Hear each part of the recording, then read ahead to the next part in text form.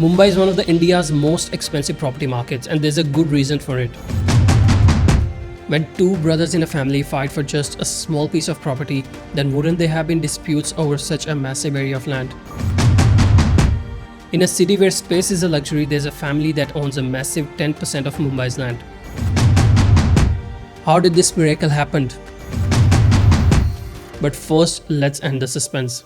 Which family are we talking about? Have you ever wondered why real estate in Mumbai is so expensive? Well, let me share a story today that will blow your mind.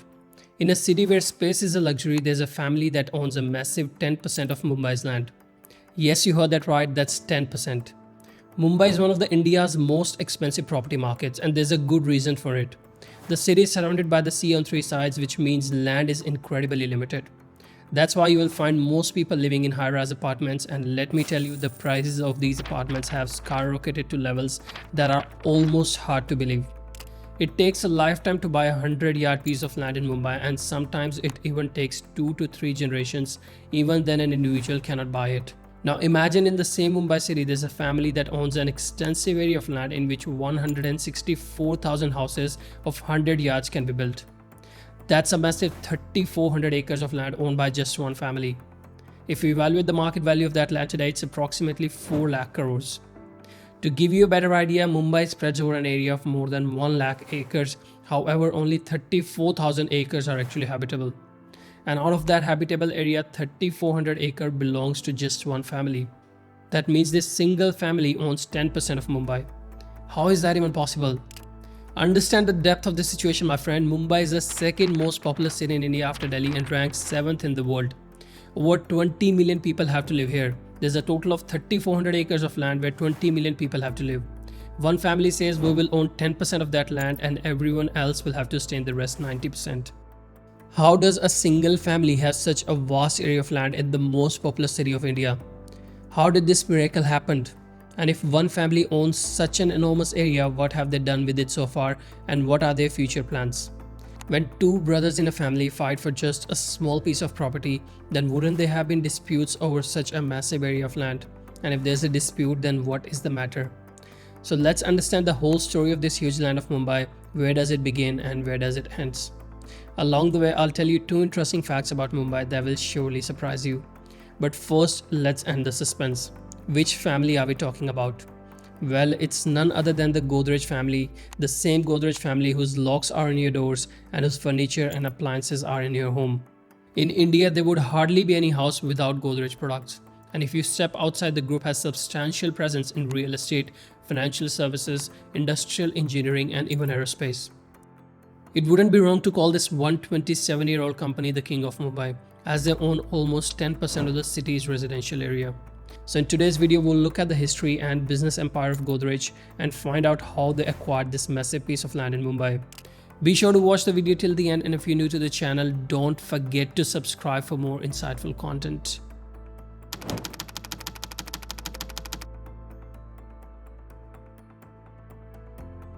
The story dates back to the year 1868 when Ardeshir was born into a Parsi family in Mumbai. After completing his education, Ardeshir went to East Africa and started working as a lawyer. Despite his strong commitment to law, he soon realized that this profession was not for him. And without wasting any time, he returned to Mumbai and started working as a pharmacist for a local drugstore. But he had the blood of Parsi, which constantly diverted his mind towards business. One day, he came across a newspaper article about the rise in thefts in Mumbai and the police urging people to improve their security. This suddenly sparked him a business idea of making high-quality locks. In 1897, Ardeshir made a surprising decision. At the age of just 29, he borrowed 3,000 rupees from his father's friend and started a business of making locks with just 12 workers from a small warehouse. After much trial and error and extensive research, he succeeded in creating a padlock that was strong, durable, and affordable. This padlock quickly gained widespread popularity for its design and durability and marked the beginnings of the vast business empire of Godrej. This initiative was so successful that Ardeshir instantly earned people's trust and his business began to grow rapidly. However, he wasn't satisfied with just producing locks. He had bigger plans and a vision to expand his business beyond locks. In 1902, he made an unbelievable decision. Ardeshir started experimenting with safes. His goal was to create a safe that was not only burglar proof but also fireproof. After numerous designs and discussions, he introduced India's first fireproof and burglar resistant safe, which was crafted from a single sheet of steel. This innovation was a game changer for Godrej as it gained significant popularity in the market. From that point on, the Godrej name became synonymous with safety and security. This was just the beginning. He quickly expanded his product line and rolled out different models of locks and safes. Godrej's strategy from the beginning was to make their product so popular that it would dominate the entire market. As the business continued to grow, Ardeshir decided it was time to repay the money he had borrowed from Mewanji Kama, who helped him build this huge empire. When Ardeshir went to repay the borrowed money, Kama clearly refused to accept it, but asked if he could give some work to his nephew Boyce. Ardeshir made an unbelievable decision. Instead of giving him a job, Ardeshir made Boyce a partner in the company, and that's why today the company is known as Godrej and Boyce. As the business grew and the younger generation evolved, Godrej's product portfolio expanded rapidly and the business diversified into various sectors. Today, the group is broadly divided into two major holding companies, Godrej Industries and Godrej Enterprises. Firstly, Adi and Nadir Godrej established Godrej Industries, a holding company with subsidiaries such as Godrej Consumer Products, Godrej Chemicals, and Godrej Growth.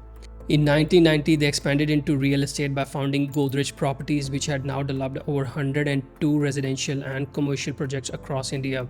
It ranks amongst the top 3 developers in Delhi NCR, Bangalore, Mumbai, and Pune. On the other hand, Jamshed and Smita Godrej established another holding company, Godrej Enterprises, which includes Godrej and Boyce and its subsidiaries. Their portfolio include companies such as Godrej Locking System, Godrej Appliances, Godrej Interior, Godrej Infotech, and Godrej Aerospace. But here's an interesting fact. All Godrej companies have cross-holdings between both families, which means that every company's decision involves the entire family.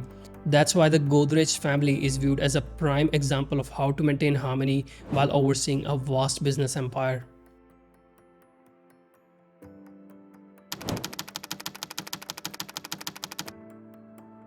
So this was the entire history and overview of the Godrej Group. However, there's a twist in the story. I mentioned at the beginning of the video that Godrej owns 10% of Mumbai's residential area. Now you may think, is there really enough margin in products like hair dye and locks to buy that much land? And how Ardeshir Godrej, who initially had no money for business, came to own this massive piece of land? It sounds unbelievable, right? The story is actually quite different. To understand this mystery, we need to go back to the 16th century when the Portuguese came to India for business and took control over Mumbai. From 1534 to 1662, Mumbai was being ruled by the Portuguese.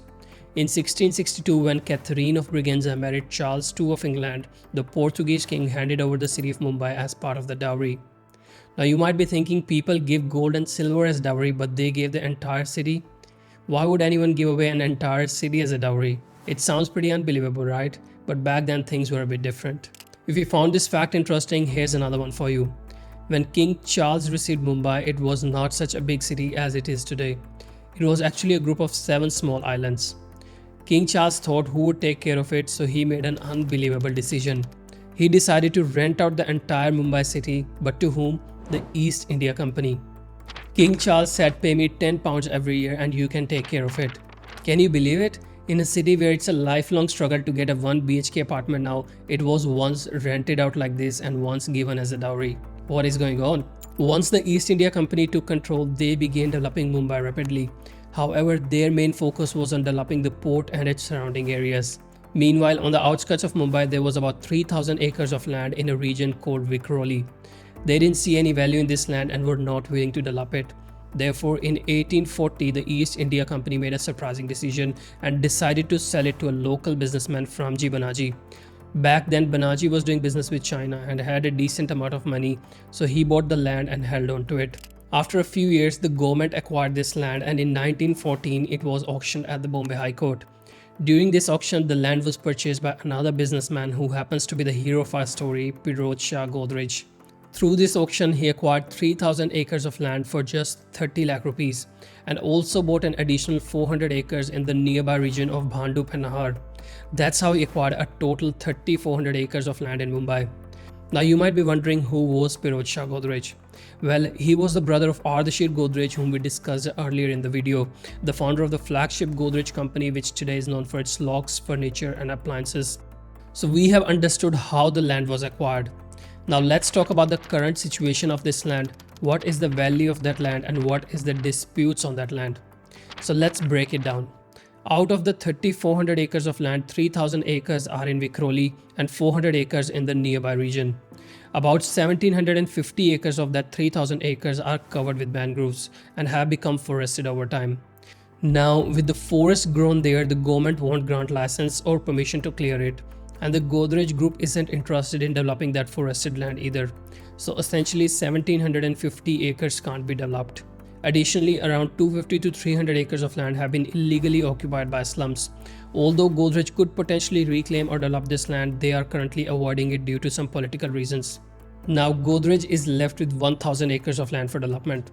To estimate its value considering the FSI rules in Mumbai, which allows development of 4x to 5x area of land, this means with 1,000 acres, Godrej could potentially develop 4,000 to 5,000 acres. If we convert that to square feet, it's approximately 219 million square feet. If I consider the rate of that area as 20,000 per square feet, that gives me the total land value of approximately 4,35,000 crores. But it's not like Godrej hasn't done anything on the land. They run most of their factories there, including Godrej Security, Godrej Interior, Godrej Aerospace and Godrej Tooling. They have also developed an IT park on the land called Godrej One. In addition to this, Godrej has undertaken various residential projects such as Garden Enclave, Godrej Platinum and Godrej Greens. They have also worked on commercial projects, all of which are valued at the rate I mentioned earlier. However, you'll be surprised to know that even after all these big developments, they haven't used up all 1,000 acres. There's still a lot of land left.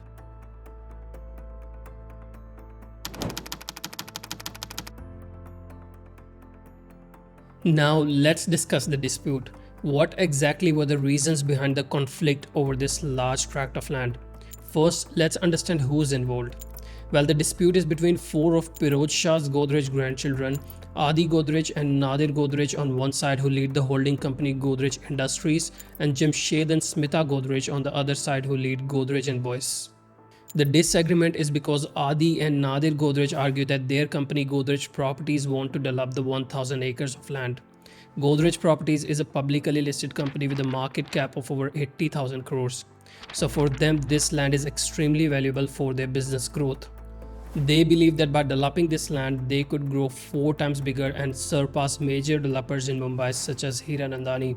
On the other hand, Smita and Jamshed Godrej argue that they have no interest or involvement in property development. They believe that given the environmental impact and congestion in Mumbai, it would be better to not develop the 1,000 acres of land. They suggest it's better to leave the land as it is because excessive development would not be beneficial for the environment and would overall have a negative impact on both the Godrej Group and the Mumbai city. There have been ongoing discussions between both parties and their lawyers for years to find a resolution that works for everyone. The most important aspect of this dispute is that it has not been publicly discussed. As it happens, two brothers are fighting for a small piece of land. One brother is backbiting the other, court cases and police are coming and other things. In this instance, both sides of the Godrej family have emphasized that they are highly respected within society and that this dispute is a matter of long-standing family inheritance. They have committed to resolving all matters privately and professionally. That is why there have been no false statements or legal actions in the public eye. They settled the matter through discussions and negotiations in a closed room. After 5 years of negotiation and as a result of the family agreement, it has been determined that Godrej and Boyce, owned by Jamshed and Smita Godrej, will hold exclusive construction rights over this 3,000 acres of land. After the group announced the split into 2 separate entities, all the listed entities including Godrej Industries will be led by Adi Godrej and Nadir Godrej, whereas all the unlisted entities including Godrej and Boyce and its subsidiaries will be led by Jamshed and Smita Godrej. Both entities, Godrej and Boyce and Godrej Properties Limited, have mentioned that they will continue the land development. Godrej and Boyce will design and construct projects on this land while Godrej Properties will market them and earn a fraction of sales for the developments. They have already designed and built 4 phases of Godrej Platinum covering a total area of 1 million square feet. Additionally, in March 2024, they launched a new project Godrej Vistas under this new arrangement. Both companies are working together and rapidly developing some of the most notable real estate projects in Mumbai.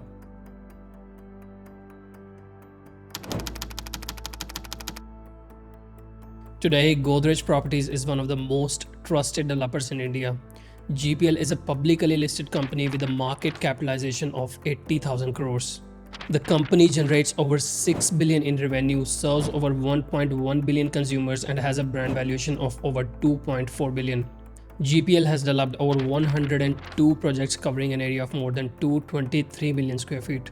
In financial year 2024, Godrej Properties reported record sales of over 20 million square feet with a booking value of over 22,000 crores, representing an 84% year-on-year growth. This significant growth was driven by its four large projects: Godrej Zenith and Godrej Aristocrat in Gurgaon, Godrej Reserve in Mumbai, and Godrej Tropical Isle in Noida. And let me tell you, this marks the highest sales recorded by Godrej Properties for 7 consecutive years. Additionally, the company is currently developing landmark projects covering over 18 billion square meters across 12 cities in India. One of the most notable developments by Godrej Properties is the Godrej City in Panvel, which spans over an area of 100 acres. It's one of the largest integrated townships which seamlessly combines residential, commercial, and recreational spaces. This development shows Godrej Properties' commitment to creating large, self-sufficient communities with modern amenities and plenty of green space. While other builders focus on conventional residential developments, Godrej Properties stands out by setting new benchmarks in urban transformation, with projects such as Godrej One, Godrej Woods, and Godrej Infinity, which redefine luxury and innovation. With a strong commitment to sustainability, GBL has become the first real estate developer in India to receive the Green Building Platinum certification for multiple projects. Now, let's come to the learning of this case study. What is there to learn? The first thing that will shock you, and even it shocked me as well, is that land is the best investment in life. Think about it, they bought the land years ago and held onto it for decades. Today it's valuable not just for living and business, but if sold, it's worth a significant amount. The key is to buy assets at the right time and hold them for a long period, whether it's land, gold, or stocks. This strategy will yield returns for sure. Imagine if they had used this money to buy cars or luxury items instead. Those would have depreciated. Instead, investing in things that appreciate in value over time, like land, is a smarter choice. So focus on spending on investments that will increase in value in the future rather than on temporary luxuries. The second lesson is how respectfully these people resolve their disputes without placing blame. We need to learn this thing where people fight for just 1 to 2 lakhs, but they resolve the dispute over this massive land with full cooperation and in a proper way. So take a cue from this and handle your conflicts more thoughtfully. This was the story of Godrej and how it became Mumbai's largest private landowner. If you found this story interesting, I would love to hear your suggestions for the next product or company to analyze.